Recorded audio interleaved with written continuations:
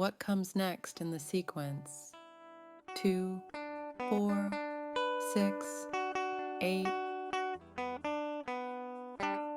Correct answer is 10. If you have 3 apples and you give 2 away, how many apples do you have left? Correct answer is 1. What is the missing letter in this sequence? A, B, C, E. Correct answer is D.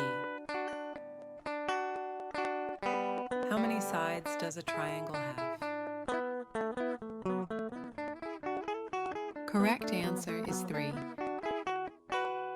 If you have 5 fingers on one hand and 5 fingers on the other hand, how many fingers do you have altogether?